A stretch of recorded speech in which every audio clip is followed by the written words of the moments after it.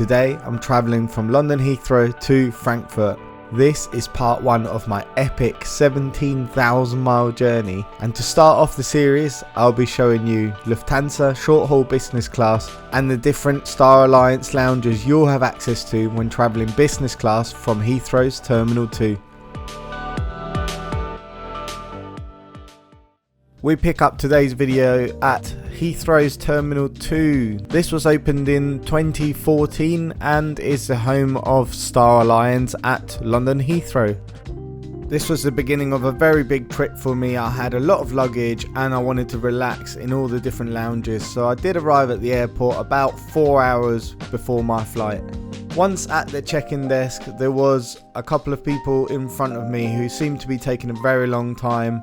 I stood there for a little while in the business class line and then went over to the first class line and asked if I could check in there. My next flight from Frankfurt was going to be in first class, and so they let me use the first class desk and I didn't have to wait at all. Honestly, she pretty much treated me as a first class passenger. It was awesome, and she explained how everything works here, what lounges I can use. So I'm really excited. Behind me is the entrance to the Lufthansa lounge, so we're going to go and check that out now. So Lufthansa have 2 tiers of lounges. You have the business class lounge and then the Senator lounge, which is for their gold members or first class passengers. I was actually able to use both in this video, but we'll start off with the business class lounge, which was definitely a little bit busy, a little bit crowded, and although it's only going to be Lufthansa passengers really using this lounge, they do have 2 destinations, Frankfurt and Munich, and there is a few flights per day, so bear in mind that this lounge can and does get quite busy. So in terms of alcohol, we had the spirits, some wines, prosecco, no champagne, some beers, all pretty standard for a business class lounge. The food, we had some mustard dill potatoes, chicken creole and a vegetable paella. We then had the salads, some wraps and sandwiches, a selection of breads, some puddings, cheese and biscuits, hams, and also some sweet treats. So like I mentioned, my next flight was going to be in first class after this one, so I did have access to this Senator lounge, which at Heathrow is basically an extended section of the business class lounge that you get access to if you are Star Alliance Gold or travelling on in first class. And also you can get access to this if you're travelling Lufthansa business class but hold a American Express Platinum card. So I had 2 ways of getting into this lounge today, and I was definitely about to go and check it out. Although small, this lounge is definitely quieter. It feels a little bit more premium and just a little bit more calm. Normally in a first class or gold status lounge you would expect the food to be a little bit better and the drinks to be a little bit more premium than in the business class lounge. Unfortunately, that is not the case here. The drinks and the food in this lounge are exactly the same as what we've just seen in the business class lounge. It's the same old spirits and there is only Prosecco, the exact same Prosecco in fact, and no champagne. Some things were presented slightly better in a slightly more premium way, but the product was all exactly the same. So really the only benefit you're getting to coming into this Senator lounge is a slightly better environment to enjoy that product in. It was going to be a long day for me, so although I would normally start with an alcoholic drink, I opted for a nice coffee and just relaxed for a little bit. And I've got to give it that this Senator lounge was a lot easier to relax in than the business class lounge. So I've just spent the best part of an hour in the Lufthansa lounges checking out the Senator lounge and the business class lounge. Now, when I checked in, the lady kindly let me know that I am actually entitled to use any of the Star Alliance lounges. So I'm going to go and check all of those out. It's about a 15-minute walk to get to these other 3 lounges. I do have about 2.5 hours until my flight, so I've got time to kill. So once you get to the satellite area, the Singapore lounge is not too far from the top of the escalator. You get the lift to level 2 and you will be welcomed by this really nice reception area.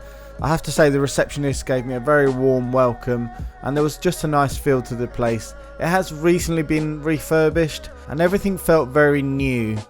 I guess because down this end of the airport terminal there are 3 lounges, it is a lot more empty. There is definitely a lot of space to relax, and in fact there was hardly anybody in this lounge when I was there.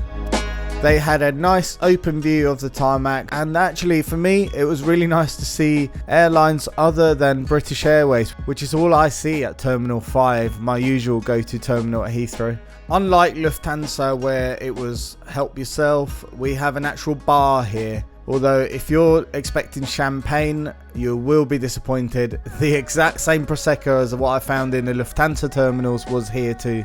I was about ready to have a drink at this stage, so I had a look at the cocktail list and went for a mojito, but I asked for it to be made with tequila rather than rum. I think that is a lot nicer for a mojito. Try it next time you're out. In terms of the food, we did have a little bit more of an Asian twist on the food here. We had this pork dish. We then had some noodles. We had some cauliflower, some vegetable curry, and of course some rice. The food did look nice. I didn't have any of it because I was going to be eating in so many other places today. But it was nice to see what different lounges offer for sure, and this was more than good enough for business class. Overall, I think this was a very good business class lounge and definitely better than the business class lounge Lufthansa offer. So if you're flying Lufthansa business, just head to this one. I'd say it's definitely worth the walk if you have the time. I wouldn't be too disappointed if that's the only one I could go into, but we have got other options as well. I'm going to now go and check out the United Club Lounge. I was talking to a guy there in the Singapore lounge who is now a subscriber to the channel.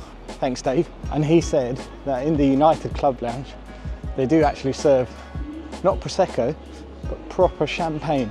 So with the promise of champagne, we headed into the United Club Lounge, which as you can see is a lot busier than the Singapore Airlines lounge. But we powered on through and we headed over to the bar to see if we could find the champagne. It turns out about 6 weeks ago when Dave was here, they had champagne, but now things have changed and there's only Prosecco. Star Alliance out of Heathrow Terminal 2, no champagne, only Prosecco.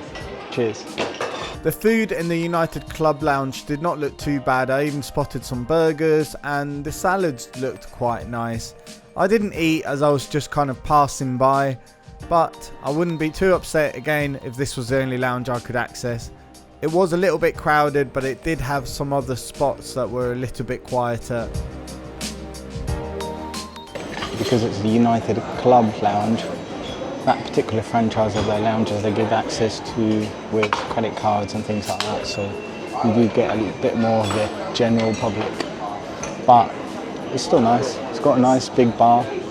Didn't have to wait at all. So I could head over to the Air Canada lounge now, but I've only got probably about 40 minutes until I need to start thinking about boarding my flights. So I'm going to head back to the Lufthansa lounge and get about half hour or so of peace and quiet. If you watch my previous video with the lounge in Amsterdam, you will have seen my disaster of pouring a beer, and I have to say things did not go much better here. I'm not sure if this machine was malfunctioning or I'm just absolutely useless at pouring a beer, but this is what I got out of the Brewdog tap. And then the tap next to it, which was a different beer, did not go much better either. I didn't let it go to waste. They were very enjoyable even if badly poured. After that, I had one last job to do, and that was to sign the guest book at the Senator Lounge. This was a very special trip for me, so it was nice to be able to leave my mark before heading over to the aircraft. Boarding commenced on time, but once you actually got to the end of the jetty, we were found with a classic Heathrow situation of boarding, not boarding. And at least it's good to see that it's not just British Airways that suffers from this. This is a Heathrow-wide issue, and I think it's caused by a disconnect between the staff at the gate wanting to clear that gate to meet the time of boarding and the aircraft not being ready. So rather than the flight boarding late on paper, they'll put you on the jetty. My seat for this flight was 2A, as far forward as I could get on this flight. the first row was blocked off, I assume, for gold status holders. It was a comfortable seat, plenty of legroom. I'm not sure if it was slightly more legroom than British Airways. Perhaps someone can correct me in the comments, but I think it was. We had a nice tray table, overhead air vents for every seat, and then as this was a Euro business class cabin, we had the middle seat blocked off, so making the 3-3 configuration a 2-2. Shortly after we pushed back, the cabin crew handed out individual bottles of water. The engines fired up and we taxied on over to runway 27 right. It was a busy day at the airport, and we actually caught sight of quite a rare aircraft, this A319 in retro livery that BA has. Rumour has it this will retire in May 2025, so it won't be around for too much longer. After that, it was pretty much our turn to go. I had a brilliant view from seat 2A. It got a little bit bumpy as we came through these clouds, but seeing the wing flex was absolutely amazing. And as soon as we passed the clouds, everything went smooth again. The crew came out with some drinks, and it wasn't long before we had a meal in front of us. I have to say the food on British Airways business class is far better than this. They basically gave you just a chicken dish and it was quite dry, and there was no choice. There was no vegetarian option. There was no menu. They just literally plonked it in front of you and that was it. It's a fairly short flight to Frankfurt, so I had a couple more drinks and then we started making our descent with some awesome views. So, how much did I pay for this flight?